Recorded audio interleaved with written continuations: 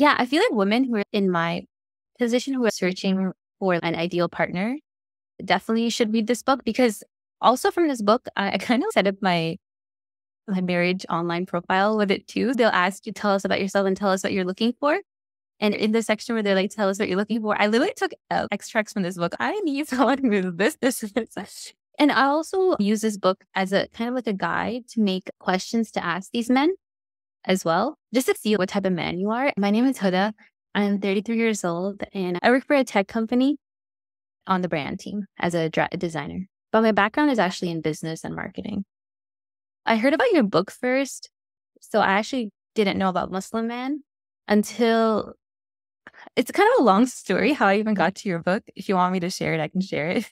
I was on Twitter and I don't know if you heard of these very popular Muslim men these days that are criticizing secular liberalism. There's the Dannies and all these people. So I was kind of intrigued because they were getting really popular.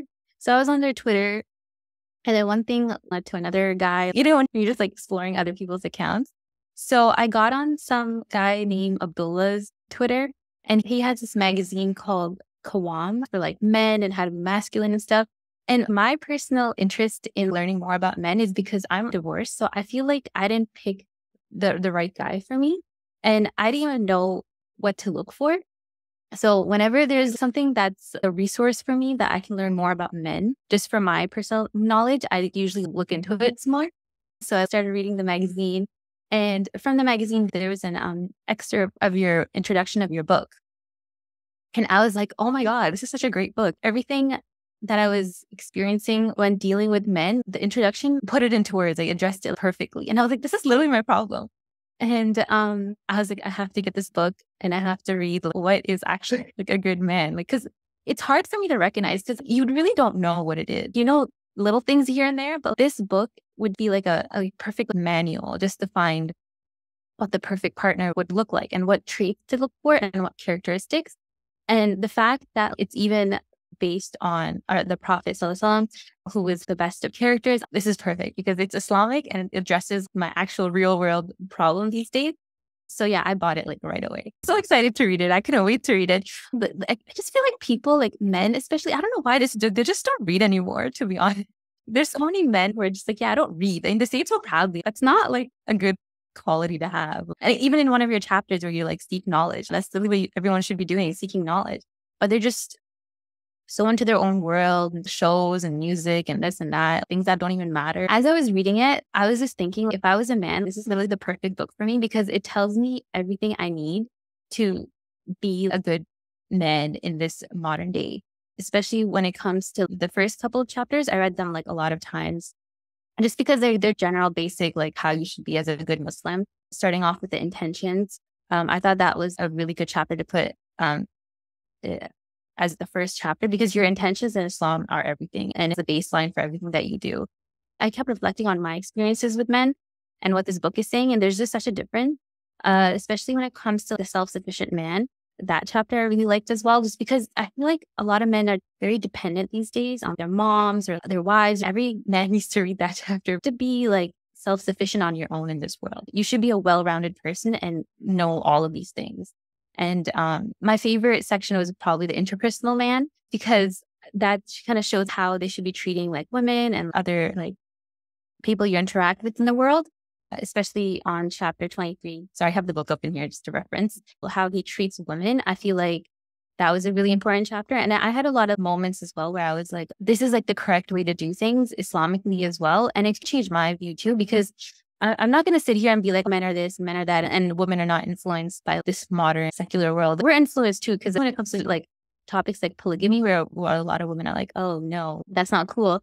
But the more you look into it, the more it makes sense, because you can't be like, oh, a man should be like this, but a woman, we can keep our views, right? So that chapter really helped me like understand where men come from and what their mindset is.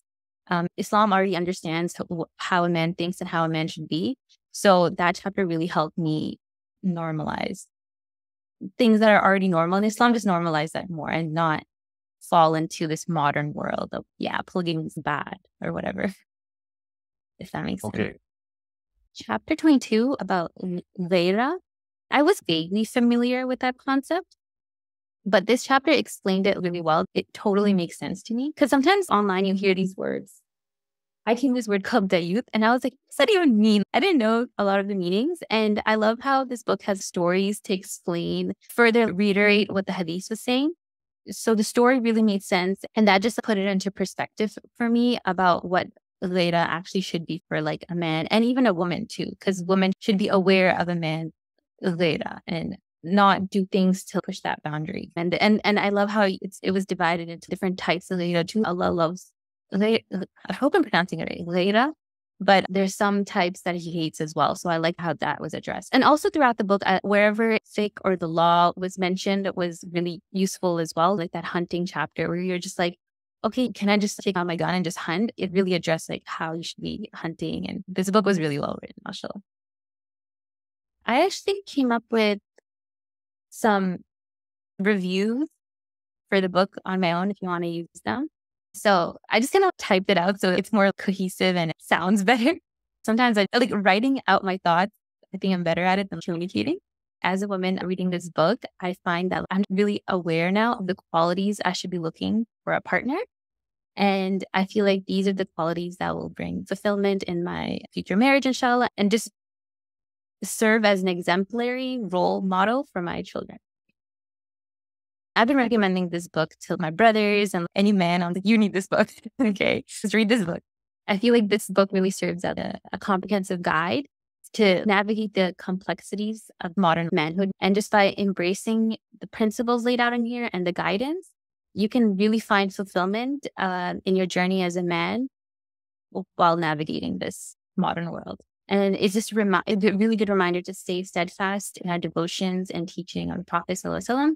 It provides timeless wisdom and insight for those seeking guidance. Yeah, I feel like women who are in my position who are searching for an ideal partner definitely should read this book, because also from this book, I kind of set up my marriage online profile with it too. They'll ask you, tell us about yourself and tell us what you're looking for.